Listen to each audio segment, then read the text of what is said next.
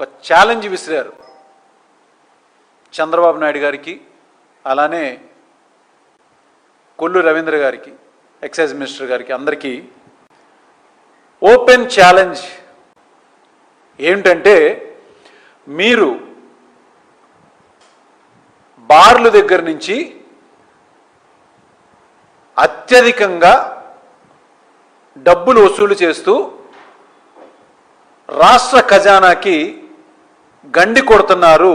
అంటే వాళ్ళు అమ్మేటువంటి స్టాక్ ఏదైతే ఉందో అది ప్రభుత్వ ఖజానాకి రావటం లేదు, వాళ్ళు బయట ఎక్కడి నుంచో తెచ్చుకుని సప్లై చేసుకుంటున్నారు అనేటువంటి స్పష్టత ఆయన ఇచ్చింది. కాకుండా దాని మీద ఆయన ఛాలెంజ్ విసిరారు.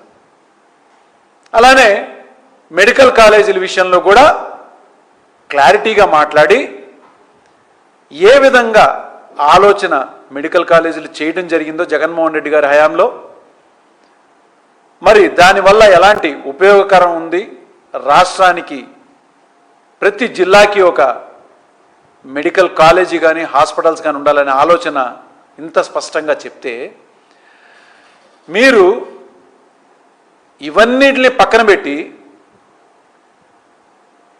కొల్లు రవీంద్ర గారిని ఇచ్చిన ప్రెస్ మీట్లో పూర్తిగా అసలు ఆయన విసిరినటువంటి ఛాలెంజ్ని పక్కన పడేసి మీరు మాట్లాడితే దాని మీద కదా మాట్లాడాలి. జగన్మోహన్ రెడ్డి గారి హయాంలో రాష్ట్రం మొత్తం కూడా పూర్తిగా నాశనం అయిపోయింది అంటే మీకు ఏం ట్రైనింగ్ ఇస్తున్నారంటే, నాకు తెలిసినంత వరకు తెలుగుదేశం పార్టీ ఆఫీసులో శిక్షణ తరగతులు ఉంటాయని తెలిసింది. ఎలాంటివి అంటే, అయ్యా ఎవరైనా కానీ మనల్ని ప్రశ్నిస్తే, మన గుట్టు రట్టు చేస్తే, మనం చేస్తున్న తప్పుల్ని కానీ బయట పెడితే మీరు చాకచక్యంగా తెలివిగా టాపిక్ని డైవర్ట్ చేయాలి. ఇది మీకు నేర్పిస్తున్నటువంటి శిక్షణ అక్కడ. ఎందుకంటే అది స్పష్టంగా నిన్న రవీంద్ర గారు మాట్లాడిన దానిలో కనిపిస్తుంది. ఈయన వేసిన ఛాలెంజ్ ఏంటి, పేర్నాని గారు అడిగిన మాటలేంటి, ఛాలెంజ్ ఏంటి, మీరు చెప్తున్న సమాధానాలు ఏంటి? రాష్ట్రం మొత్తం నాశనం అయిపోయింది. ఏ విధంగా నాశనమైంది రవీంద్ర గారు? నేను అడుగుతున్నాను మిమ్మల్ని. 5 సంవత్సరాల్లో 2 సంవత్సరాల పాటు ఎన్నో సందర్భాల్లో మేము చెప్పడం జరిగింది, ఒక మండలం కాదు, ఒక జిల్లా కాదు, ఒక రాష్ట్రం కాదు, ఒక దేశం కాదు, ప్రపంచం మొత్తం తల్లకిందులైపోయే పరిస్థితుల్లో కరోనా అనేటువంటి విపత్తులో చాలామంది ఎన్ని రకాలుగా ఇబ్బందులు పడ్డారు, ఏం చేయాలో తెలియక అయోమయం పరిస్థితుల్లో ఉంటే ఆ 2 సంవత్సరాలు తీసేగా మిగిలిన 3 సంవత్సరాల్లో జగన్మోహన్ రెడ్డి గారు ఏదైతే మేనిఫెస్టో ఆయన మాట ఇచ్చారో ప్రజలకి, నేను ఇవి చేసి చూపిస్తాను, ఇవి మీకు అందుబాటులో ఉండేటట్టు చేస్తాను అని చెప్పిన ప్రతి ఒక్క మాట ఆయన తూచా తప్పకుండా పాటించింది. కాకుండా మేనిఫెస్టోలో లేని వాటిల్ని కూడా ప్రజలకి ఎన్నో సంక్షేమ పథకాలు అందజేసింది. కాకుండా మీరు అంటున్నారు కదా రాష్ట్రం నాశనం అయిపోయిందని, నాకు తెలిసినటువంటి కొన్ని విషయాలు నేను చెప్తా. 4 పోర్టులు తీసుకురావడం అంటే నాశనమా? 10 హార్బర్లు తీసుకురావడం నాశనమా? 17 మెడికల్ కాలేజీలు తీసుకురావడం నాశనమా? చదువు గురించి 45,000కు పైగా ప్రభుత్వ పాఠశాలని నాడు నేడులో బాగు చేసి పిల్లలందరూ కూడా మంచి చదువు అందాలని చెప్పని ఇంగ్లీష్ మీడియంని ఇంట్రడ్యూస్ చేయటం నాశనమా? రైతు భరోసా కేంద్రాలు పెట్టడం నాశనమా? ప్రైమరీ హెల్త్ సెంటర్లు ప్రతి ఒక్క మండలంలో కూడా ఉండే విధంగా ఉండటం నాశనమా? ఏం మాట్లాడుతున్నారు మీరు?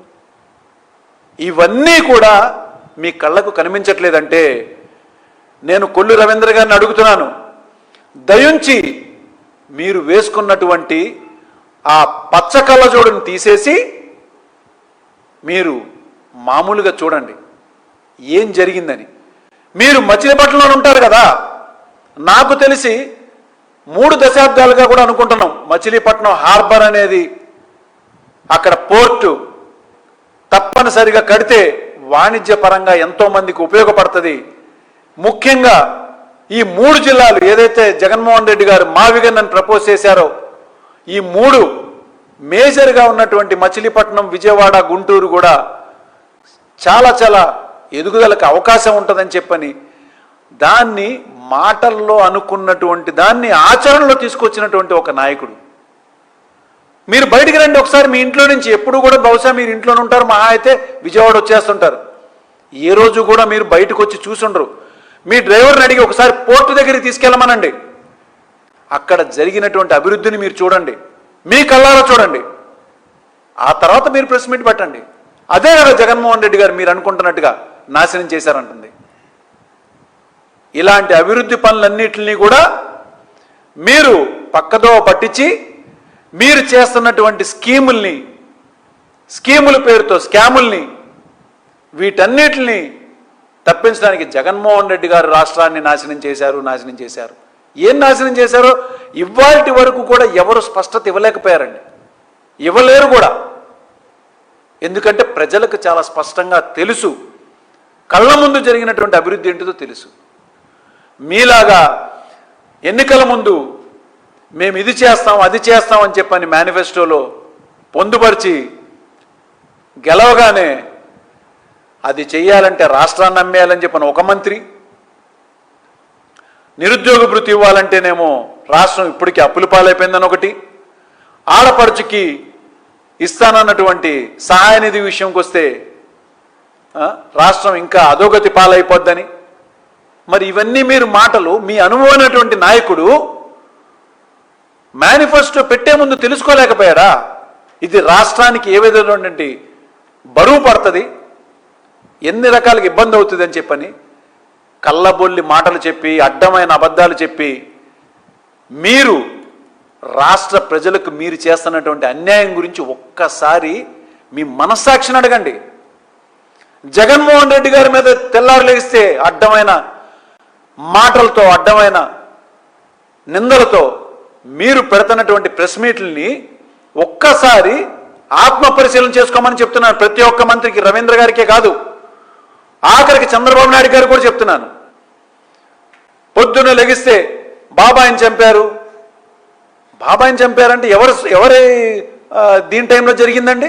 అధికారంలో ఉన్నప్పుడు మీ హయాంలో జరిగింది.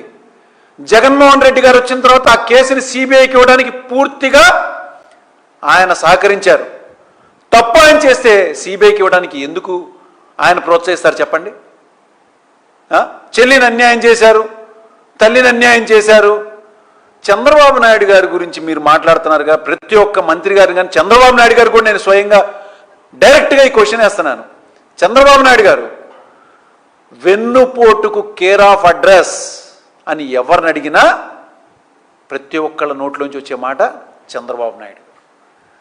ఆయన పిల్లనిచ్చిన మామకి, మరుదులకి, తోడళ్ళులకి, బామ్మరుదులకి, ఇంకా చదువుకుంటూ వెళ్తే చాలా పెద్ద లిస్టే ఉంది.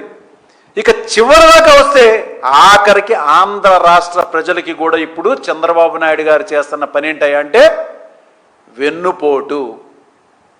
ఆయనని వెనకేసుకొస్తున్నటువంటి ఈ యొక్క మంత్రివర్గాన్ని అసలు చాలా ఆశ్చర్యం వేస్తుంది. 76 ఏళ్ళు వచ్చిన ఆయన అబద్ధాలు ఆడతారు. ఆయన హయాంలో ఉన్నటువంటి ఈ మంత్రివర్గం కూడా ఆయన ఏదో పద్ధతులు చెప్తాడు, పీపీపీ అని. వీళ్ళందరూ డుమ్ అని తానా అంటే తందానా అని చెప్పని మాట్లాడుతున్నారు. మెడికల్ కాలేజీలు బాగు చేయండి అయ్యా అంటే మేము పీపీపీ పద్ధతిలో చేస్తాం. ఏంటిది పీపీపీ పద్ధతి అంటే? ప్రైవేట్ పరం చేయటం. మనకి గవర్నమెంట్ మీద ఎటువంటి భారం పడకుండా జగన్మోహన్ రెడ్డి గారు చాలా స్పష్టంగా, చాలా ఒక మంచి ఆలోచనతో సెల్ఫ్ ఫైనాన్సింగ్ పద్ధతిలో ఆ యొక్క మెడికల్ కాలేజీల్లో 50% సీట్లని సెల్ఫ్ ఫైనాన్స్ పద్ధతులు, అంటే వాళ్ళు కట్టేటువంటి డొనేషన్లే ఆ యొక్క మెడికల్ కాలేజ్ యొక్క మెయింటెనెన్స్కి సరిపోయే విధంగా చాలా నీట్గా ప్లాన్ చేస్తే, మీరు ఎన్నికల ముందు ఏం చెప్పారండి? మేము మెడికల్ కాలేజీల్లో ప్రతి ఒక్క సీటు ఫ్రీ సీట్ ఇస్తాము అని చెప్పని మీరు మాట్లాడారు. ఇవాళ ఏం మాట్లాడుతున్నారు? మెడికల్ కాలేజీలో సీట్లు పక్కన పెట్టండి, మీరు అంటున్నటువంటి పీపీపీ పద్ధతిలో కాలేజే ప్రభుత్వం కంట్రోల్లో ఉండదు. ఎవరైనా కానీ బయట వ్యక్తులు దాన్ని తీసుకుని కాలేజీ మీద పెట్టుబడి పెట్టిన వాళ్ళు, ప్రైవేటు వ్యక్తులు లాభం ఆశించకుండా సర్వీస్ చేస్తారా? అది ఎక్కడైనా ఉందా? నేను చెప్తున్నా కదండి, ఒక చిన్న ఉదాహరణ, విద్య గురించే కదా ఇప్పుడు మనం మాట్లాడుకుంటున్నాం. ఇదే విజయవాడ నగరంలో కనకదుర్గమ్మ అమ్మవారి సంబంధించినటువంటి మాన్యం భూముల్ని సిద్ధార్థ కళాశాలకి కానీ మహిళా కళాశాలకి విషయంలో ఆ రోజుల్లో, అంటే దాదాపు 50 సంవత్సరాల క్రితమే, ఇదే మీరు ఇప్పుడు పద్ధతి పేరు మార్చారు పీపీపీ అని, ఆ రోజుల్లో లీజ్ ఇవ్వటం అని చెప్పని అంటారు. ఇస్తే ఆ రోజు నుంచి ఈ రోజు వరకు ఎవరైనా అవి అమ్మవారి భూములను మాట్లాడతారా? సిద్ధార్థ కాలేజీలు కానీ ఇవి కానీ మాట ఎత్తితే అవి తెలుగుదేశం వాళ్ళు పెట్టుకున్నటువంటిది, ముఖ్యంగా ఒక సామాజిక వర్గం నడిపిస్తున్నటువంటి కాలేజీలని ఇవాళకి కూడా మాట్లాడుకుంటారు. బయట వ్యక్తులకి ఎవ్వరికి కూడా అందులో సీటు దొరకాలి అంటే దొరకదండి. తెలుగుదేశం పార్టీ ఆఫీస్ నుంచి కానీ తెలుగుదేశం సంబంధించినటువంటి ఎమ్మెల్యేలు ఎవరైనా కానీ రికమెండేషన్ లెటర్ ఇస్తేనే ఆ కాలేజీలో సీటు దొరుకుతుంది. మరి కళ్ళ ఎదుర్కొన్నటువంటి ఒక ఉదాహరణ మీకు చెప్తున్నాను కదా. ఇదే విధంగా మీరు రేపు ప్లాన్ చేస్తున్నటువంటి పీపీపీ మోడ్లో ఎక్కడ ఒక పేదవాడికి అందులో సీటు దొరుకుతుంది, ఆ కట్టే హాస్పిటల్స్లో ఒక పేదవాడికి ఉచిత వైద్యం లభిస్తుంది. జగన్మోహన్ రెడ్డి గారు ప్రతి జిల్లాలో ఉండాలి, ప్రతి పేదవాడికి చదువు అందుబాటులో. ఎందుకంటే మెడికల్ సీట్ల మీద కొన్ని కోట్ల రూపాయలు ప్రైవేట్ కాలేజీలు వసూలు చేస్తున్నాయండి. ఈ రాష్ట్రంలో ఫీజులు కట్టలేక చాలామంది ఇతర రాష్ట్రాలకు వెళ్ళి చదువుకునే వాళ్ళు ఉన్నారు, ఇతర దేశాలకు కూడా వెళ్ళి చదువుకునే వాళ్ళు చాలామంది ఉన్నారు. అలాంటి పరిస్థితుల నుంచి మార్పు చెందాలని చెప్పని జగన్మోహన్ రెడ్డి గారు ఆలోచించిన విధానాన్ని మీరు గండి కొడుతూ మీ స్వార్థం కోసం ప్రైవేటు కాలేజీలు పరం చేసి ప్రభుత్వం మీద భారం పడకుండా మేము 33 ఏళ్ల తర్వాత అంట తీసేసుకుంటారంట. 33 ఏళ్ల తర్వాత ఈయన వస్తాడు, చంద్రబాబు నాయుడు గారు ఉంటారు, వీళ్ళందరూ ఉండి మన చేతికి అప్పచెప్తారు. అంటే ఈ 33 ఏళ్లలో ప్రైవేటు వాళ్ళు సర్వీస్ చేస్తారు. ఇది మనం నమ్మాలి. చెప్పే అబద్ధాలకి ఒక అర్థం ఉండాలి. వయసుకి మీరు అంటున్న అబద్ధాలకి ఆల్రెడీ మేనిఫెస్టో పరంగా మీరు చెప్తున్నటువంటి అబద్ధాలు ఏంటిదో ప్రజలకి అర్థమైపోయింది. దాన్ని కాలేజీలకి చేతులారా లైసెన్సులు తీసుకొచ్చి బాగు చేయండి అయ్యా అని చెప్పానంటే మీరు ఖర్చు పెట్టేది ఏంటో తెలుసా? నీళ్లు తోలడానికి 1200 కోట్లు అమరావతిలో, కంపలు పిచ్చి మొక్కలు బీగించడానికి ఒక 400 కోట్లు, మరి కట్టినటువంటి బిల్డింగులకి అద్దాలు అమర్చడానికి 2540 కోట్లు. ఇలా చెప్పుకుంటూ పోతే యోగాంధ్ర పేరుతో ఊరికినే పబ్లిసిటీ కోసం ఖర్చు పెట్టి ఆ రోజు చేసిన పనికి 300 కోట్లు. ఈ డబ్బులు గనా విద్యా వైద్యం అనేది ఎంత ఇంపార్టెంటో, అందులోనూ వైద్యానికి సంబంధించిన విద్య ఇంకా ఎంత అవసరమో దానికి ఖర్చు పెట్టుంటే ఇవాళ మిగిలినటువంటి 12 కాలేజీలు ఏవైతే మా హయాంలో మొదలైనటువంటి 5 కాలేజీలకి ఆల్రెడీ కోర్సులు స్టార్ట్ అయిపోగా మిగిలిన 12 కాలేజీలు ఇవాళ రన్నింగ్లోకి వచ్చేవి, హాస్పిటల్స్ కూడా రన్నింగ్లోకి వచ్చేవి. ఇవాళ పేదవాడికి వైద్యం చాలా అందుబాటులో ఉండేది. ఇవన్నిటిని పక్కన పెట్టి అనవసరమైన డాబు కోసం బాబు గారు చేసేటువంటి పబ్లిసిటీలు మీకు తెలియదు కాదు, మాకు తెలియదు కాదు, ప్రజలు కూడా చూస్తున్నారు. డిజైన్ల పేరు మీద మీరు ఖర్చు పెట్టేటువంటి కోట్ల రూపాయలు ప్రజల యొక్క కష్టాన్ని బూడిదలో పోసిన పన్నీర్లాగా ఆ నీళ్ళల్లో పారబోస్తున్నారు డబ్బుల్ని. ఎక్కడైతే కట్టడానికి వీలు లేకున్న పరిస్థితుల్లో ఉన్నటువంటి అమరావతి ఏరియాలో ఊరికిన డబ్బులు వెచ్చించి నాశనం చేస్తున్నారు. ఇది నాశనం అంటే, రవీంద్ర గారు, నాశనం అంటే ఇది. అంతేగాని మీరు చెప్తున్నట్టుగా అక్కడ జగన్మోహన్ రెడ్డి గారు ఏ రోజు కూడా ప్రజల సొమ్ముకి బాధ్యత వహించి, ప్రతి ఒక్క రూపాయికి బాధ్యత వహించి ఆయన నిర్ణయం తీసుకున్నారు. అది ఆచరణలో కూడా పెట్టారు. దాన్ని పక్కకు తప్పించి బాబాయిల్ని ఇబ్బంది పెట్టారు, చెల్లెల్ని ఇబ్బంది పెట్టారు, వాళ్ళ ఆస్తులు తీసుకున్నారు. మీకు తెలుసా? వ్యక్తిగత హననానికి, వ్యక్తిగత దూషణలకి మీరు చేస్తున్నటువంటి డైవర్టెడ్ పాలిటిక్స్ గురించి మాట్లాడుతుంటే ప్రజలకు కూడా అసహ్యం వేస్తుంది. మీకు అప్పచెప్పిన బాధ్యత ఏంటి? మీరు చేస్తున్న పనులేంటి? మీరు పెడుతున్న ప్రెస్ మీట్లు ఏంటి? ఒక్కళ్ళకు కూడా బాధ్యత లేని పరిస్థితులు. ఒక్క మంత్రి గారి పేరు చెప్పండి బాధ్యతగా వాళ్ళ యొక్క శాఖను నిర్వర్తిస్తున్నారని చెప్పని. అవన్నిటిని పక్కన పెట్టి రాష్ట్ర అభివృద్ధిని పక్క తోసి కేవలం అమరావతి అన్న పేరుతో మీరు కాంట్రాక్టర్లకి డబ్బులు ఇచ్చి దోచుకుంటున్నారు. ఇప్పుడు లిక్కర్ దానిలో చాలా స్పష్టంగా చెప్పారు పేర్నాని గారు, ఏదైతే అడ్వాన్స్గా డబ్బులు తీసుకుంటున్నారు మీరు, ఒక్కొక్క బార్ల దగ్గర నుంచి 5-5 కోట్లు చొప్పున తీసుకుంటున్నారు, ఇది నేను ఛాలెంజ్ చేస్తున్నానని చెప్పని ఆయన స్పష్టంగా చెప్పారు. వీటన్నిటిని పక్కన పెట్టి జగన్మోహన్ రెడ్డి గారు నాశనం చేశారు, జగన్మోహన్ రెడ్డి గారు అభివృద్ధి లేకుండా చేశారు. ఆయన వస్తే ఏమైపోతారు? ఆయన వస్తే మీకు ఇచ్చారు కదా, మీకు ఇచ్చినటువంటి దానికి మీరు ఏం చేయగలుగుతున్నారు? ఒక్క డెవలప్మెంట్ చూపించండి. ఇచ్చినటువంటి మిగతా కాలేజీల్లో ఒక్క ఇటుక పెట్టగలిగారా? లేదు. ఇంకేమనంటే జగన్మోహన్ రెడ్డి గారు భయపెట్టడం ఎందుకు? ప్రజలకి కానీ బయట వేరే వాళ్ళందరికీ కూడా మీ ప్రభుత్వం మీద చాలా ఒక నమ్మకం ఉందంటున్నారు కదా, మిమ్మల్ని చూసి రావాలి కదా, వచ్చి పెట్టుబడులు పెట్టాలి కదా. ఇప్పటి వరకు పెట్టుబడులు వచ్చినా, పెట్టుబడులు పెట్టడానికి ఎవరన్నా ముందుకొచ్చినా అవన్నీ కూడా వైఎస్ఆర్ కాంగ్రెస్ పార్టీ హయాంలోనే. అది వైజాగ్లో, అది రిలయన్సే రానివ్వండి, అదానీ వాళ్ళే రానివ్వండి, ఇంకేమైనా కంపెనీలు వచ్చినా కూడా అది జగన్మోహన్ రెడ్డి గారి యొక్క పాలన, ఆయన యొక్క దీక్ష దక్షతలతో, ఆయన చేస్తున్నటువంటి ఒక పట్టుదలతో, పాలనలో ఉన్నటువంటి ఒక ట్రాన్స్పరెన్సీ ఆయన తీసుకొచ్చినందువల్లనే ఆ రోజున పెట్టుబడులు వచ్చినాయి. అవన్నిటిని ఇప్పుడు మీరు మేం తెచ్చామని చెప్పని డబ్బా కొట్టుకోవడానికి తప్పించి, అనవసరమైన పబ్లిసిటీకి తప్పించి, ఒక్క కంపెనీ మీ యొక్క మిమ్మల్ని చూసి ఒక కంపెనీ వచ్చిందని చెప్పండి, ప్రజలకు కూడా అర్థమవుతుంది ఏం చేస్తున్నారనేది.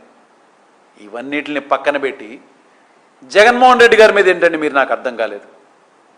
మీకు ఇచ్చి 2 సంవత్సరాలు అయింది కదా, మేము వచ్చిన 2 సంవత్సరాలు ఇది చేసామని చెప్పండి ధైర్యంగా.